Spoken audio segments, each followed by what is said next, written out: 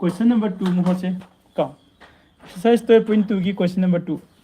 देखो कनागुंबा एक्सरसाइज 12.1 की क्वेश्चन लोइना पामगदी खोगी चैनल सिदा सॉल्व तौरगा लोइन यावरबनी को अदुगा अपन होतुसिना एक्सरसाइज 12.2 की क्वेश्चन नंबर 2 यंगसी क्वेश्चन नंबर 2 द करी हाइनो खमदि जेंगमिनसे को हाना क्वेश्चन नंबर 2 द हाइदिसे radius of a circle is 6 cm है radius of circle is 6 cm and the area of sectors is this circle at 18 whole numbers 6 by 7 cm square है what is the angle of this sector sector दुगी मागी sectorial angle दो पुथो उ है देखो circle number ले रहे 6 cm circle नोइबा अदुगा सर्कल दुगी सेक्टर अमगी एरिया से मैंने पिरमे को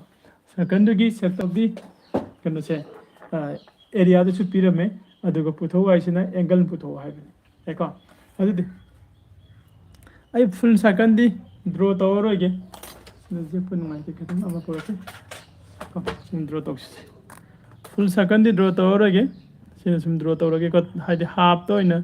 होटपा याबसिंगदि हाफ तो होतो असे को सिदा सर्कल नंबर ले खलसी सर्कल सिगी मागी रेडियस ना 6 cm सांगे है को 6 cm सांगबा रेडियस अमा को सर्कल नंबर रेडियस ना 6 cm एबा सर्कल नंबर हारिबा सर्कल से सिसिना सेक्टर अमा फॉर्म तौएबा सेक्टर सिगी एंगल से कयानो खंगदि को कयानो दि खंगदि सी एंगल से निमानो पुथो हाइसे को तबुदबु माने पिरमिसे हारिबा सिगी सेक्टर से सिगी एरिया से 18 होल को 6 by 7 cm स्क्वायर सी ओहने पिरमि मागी सेक्टर ऑफ एरिया से को सिसिलगी सेक्टर ऑफ एरिया से खोद पिरबनिना माने सिगी थीटा से पुथो हे थीटा मींस सिदै थीटा हाइजे लगी से एंगल से अनका अदुगा सेक्टर से ए बी 0 आइने दम थोलो सिंग साइड बाइना 0 ए बी हेका 0 ए बी लेरे अदुगा सिदा थीटा वैल्यू से पुथो हाइबने को अदुदि येंगो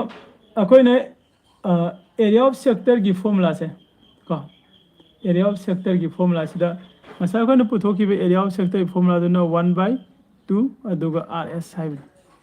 सिदाने एंगल जाउदसु याबा मसा को एंगल पुथो हाइदे एंगल पुथो हाइदबनिना सिनो होटपा याय नत्रगना अतोपा मना को pi r square theta divided by 360 को सिसु एरिया ऑफ सेक्टर की फॉर्मूला ने को एरिया ऑफ सेक्टर की फॉर्मूला सिदा लेरे खोदा को खोने पुथोक्तु जे सिगी वैल्यू सिने अदु जेंगसे खोदा आर की वैल्यू मान पिरमब्रा 6 cm पिरमी चुमी को अदुगा अतै लोय पाई की वैल्यू खोदे लेरे ददि सिगे थीटा से सिनि पुथोवाइस हम लाइरे को केसुम लुदे यंगसे एक्सरसाइज 12.2 को क्वेश्चन नंबर 2 उरी को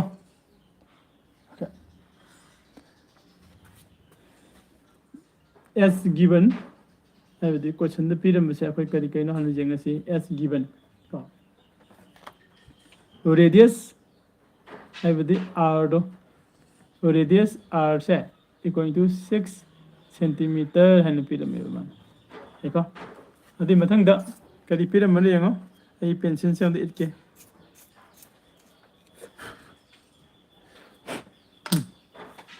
अदि मथंग द n पिरमी से एरिया ऑफ सेक्टर पिरमी को area of sector area of sector से इक्वल टू ई की बदो मसाई 18 को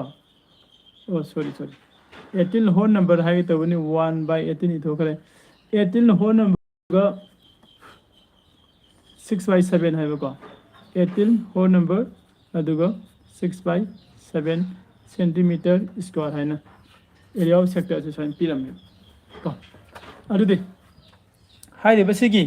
एरिया ऑफ सेक्टर से सिदगी अखोय कनो से पुथोक्सिब मागी थीटा से पुथोक्सिब कमाइना that is से हाइबदी area of sector हाइबदी my formula the pi का r square theta divided by क्या 360 हाइबनी equal to ठीक है माने है 18 का whole number 6/7 ठीक है माने यारी का healthy implies that pi की value दी क्या नो 22/7 into r की value दी 6 नी r square है ने 6 into 6 है मगे का into theta value जो है खंग दे theta पुथोक तो इन्हीं into 1/360 फॉर्मूला से लोग नहीं value से putting तो सिले का यदि मतुंग द equal to से की लाइरी बा mixed fraction से कोई कनो तो उठोक सी का करी improper fraction दा आई कैलकुलेटर से नगे का improper fraction से न से दी उठोक के दी 18 से दा into कनान into तो को तो बा 7 का equal to क्या तारे 126 का सीधा प्लस का प्लस क्या तो बा 6 तो सी equal to 132 देखा तो तार का तो इसे 130 का 2 divided by 7 साइन तारे यार नहीं यारी का ओके नई अमनी ऑनलाइन द लाप माले यम नुंगारे थैंक यू अदो कनो से सेंगक तब नत्रगे इंटरनेट जादब खोतब कमेंट द खगा हाबिरो तो सिदी यारने ने खले तिले अदुदी इक्वल टू सोम द 7 लई डिनोमिनेटर होइना सिदसु डिनोमिनेटर 7 लई हाइरिबा डिनोमिनेटर होइना लईरिबा 7 अनि से मंगमिनगे सु याइ को अदो हजि दमाइ तेंग हाले मंगहल से चुका चुका इथे तो अदुदी जेंगसि सिगे 6 ना 36 0 से का दि 60 ताबरा ताइ को अगेन सिगे 6 ना सिगे 60 दम का दि क्या ताइ 10 नमु ताइ चुम्ब्रा को अदुदी सिगे 10 सिदा आई 2 न का दि 5 लेरनी सिगे 22 सिदा 2 न का दि 11 लेर चुम्ब्रा चुम्बे अदुदी मथक त कना ले हौरी 11 गा थेटा गा को 11 गा थेटा गा अदुदी आगी इम्प्लाइज से कितंग हंधरके मपासाना दरे going to implies that 11 theta से ले रहे मथक ता मखा ददी को 7 into 5 से ले हौरी equal to को असम साइड ना कना ले दिबा को सम साइड ना ते 1 3 2 by 7 से ले ओके ददी implies that 11 theta से equal to 132 by 7 into 5 7 जा क्या नो 5 7 जा 30 का 5 का 35 से इक्वल टू 1 मोर लांग दी into 1 करनी चुम्मी को डिवाइड ले रंबनी ना into 1 करनी तो क्या लेनी 30 का 5 का और इसी 7 से ना 35 से का दी 5 तारा बड़ा तारे को और दी implies that का थीटा की वैल्यू पुथो क्या है दी थीटा की वैल्यू पुथो क्या है दी equal to theta equal to 5 सिगा 32 का 132 का मल्टीप्लाई तौरदी 5 2 जा 10 को 1 कैरी तौरे 5 3 जा 15 सिगा 16 तारे 1 कैरी मु तौरे 5 1 दा 5 सिगा 6 तारे 660 तारे बाय 11 से इक्वल टू 1 मला लगा लागदी 11 लानी मखादा डिवाइड होइना को अदुदी थीटा की वैल्यू से क्या तारे 11 ना सीधा डिवाइड तौरदी 11 6 दा 66 दुगा 0 को 60 डिग्री से सिना थीटा की वैल्यू ओरनी है एको मान पुथो है मिलो कइनो थीटा की वैल्यू पुथो है बने सैता कोई क्वेश्चन नंबर 2 से हम लाइड में को क्वेश्चन नंबर 2 से लोइसले मथंग दा कोई क्वेश्चन नंबर 3 मो हमिन से को